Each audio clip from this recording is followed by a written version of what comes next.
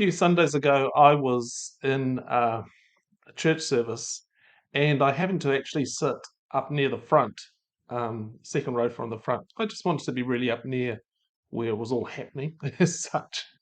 And it came to the time of the service when we had our readings, and this little old lady walked past me and climbed up a couple of steps to read the passage. And I wondered if she would actually be able to read the passage because she was quite short in stature, but man, she had a voice.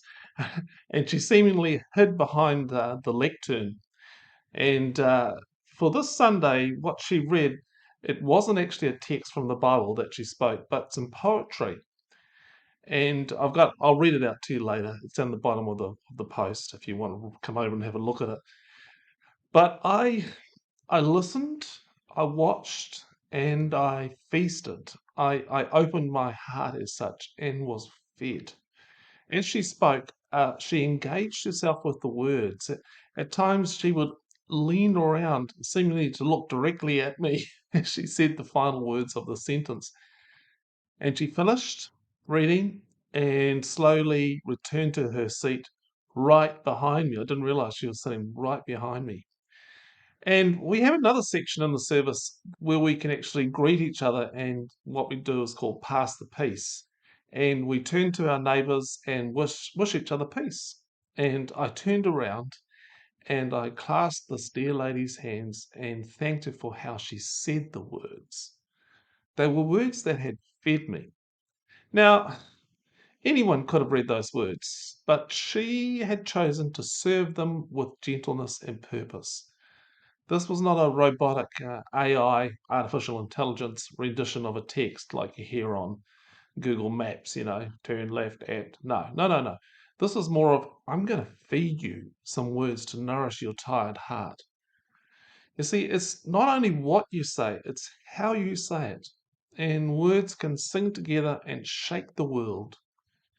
As soon as the words left her mouth, I knew that these words, and this is another person, as soon as I heard these words leave her mouth, I knew these words that were not her words, but words that had been spoken to her heart as a child. Do you think I'm dumb? Someone had sown a word into her thinking at such an early, fertile age and had grown into a gigantic weed.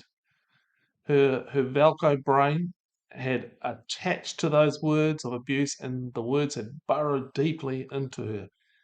No easy response of, you're not dumb, would help. No, saying that would not help. Other words might, like deep, compassionate words, maybe, engraved upon the heart words, as Jeremiah says. And he says, this is God saying through the prophet Jeremiah, I'll put my law in their minds and I'll write it on their hearts. I will be their God and they will be my people. What words have been engraved upon your heart that need to be let go of and erased forever? What words would you like to have engraved on your heart? Loved, beautiful, strong, known, valued, florist, builder, wordsmith.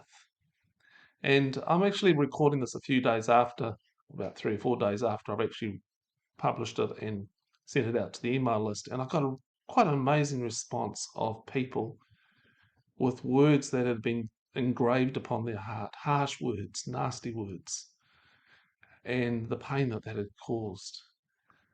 I like the word wordsmith. Like we have blacksmiths, silversmiths, goldsmiths, and they are the ones who will work with a product in front of them and bring them something of beauty and purpose. I want to be a wordsmith. I like the sound of the word wordsmith.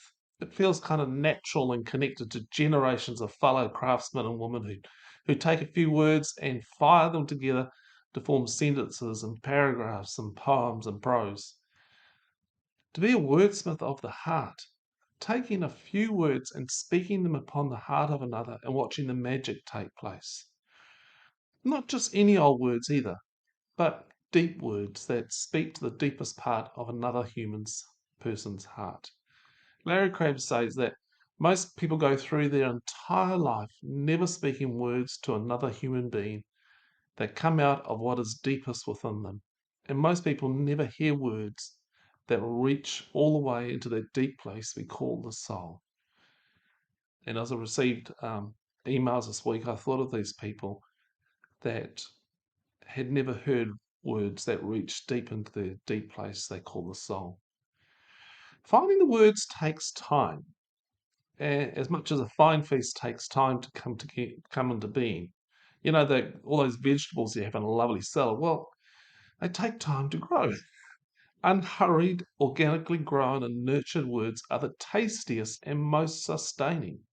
They have grown deep and so feed the deep places of the heart. It's listening for the words which again takes unhurried, quiet, and presence. You see, being a goldsmith begins with an apprenticeship. The apprentice always makes mistakes, but with patience and self forgiveness, they grow in confidence to express new words in new ways. I want to speak new words into hearts that feel old with tears, rich words that bring a sense of hope into the soul. What are the words that you most need to hear now? Colossians 3:16 says, "Let the word of Christ dwell in you richly." Here's the piece of poetry that was read to us on that Sunday morning. What do you hope for the world? What are your dreams? Peace and justice, food and shelter, lands and oceans that are healthy and clean? What do you hope for your country? What are your dreams? Freedom from oppression, just and generous government, available work and adequate housing, allotments and gardens and city parks. What do you hope for your friends and family? What are your dreams? Health and prosperity, love between each other, safe places to grow old in, safe places to grow up in. What do you hope for yourself? What are your dreams? It's good to dream. God is always dreaming, and dreams, with God's help, can become reality. It's from Ruth Burgess.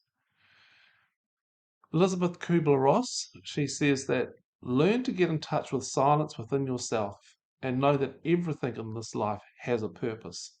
There are no mistakes, no coincidences. All events are blessings given to us to learn from. There is no need to go to India or anyone else to find peace. You will find that deep place of silence right in your room, your garden, or even your bathtub. The greatest favourites of destiny make mistakes. Our joys are composed of shadow. The supreme smile is God's alone. Victor Hugo. A man lives by affirmation even more than by bread. Victor Hugo. Real encouragement occurs when words are spoken from a heart of love to another's recognized fear. Larry Crabb. Kind words can be short and easy to speak, but their echoes are truly endless. Mother Teresa. Insults should be written in the sand and praises carved in stone. That was an Arab proverb. Some questions. What words do you need to feed the child in your heart? Number two, what words does your enemy most need to hear from you? Number three, if a word was to be spoken to you from the mouth of Christ, what would it be? And number four, what is your current diet of words? Hey, if you found this helpful, send me an email. I love to hear from my readers and my listeners and my watchers. It's barry@turningthepage.co.nz. And thank you for watching. Thank you for listening. Thank you for reading. And if you're finding this helpful, yeah, email me, but join up the email list and you'll be able to get this sent to you each week.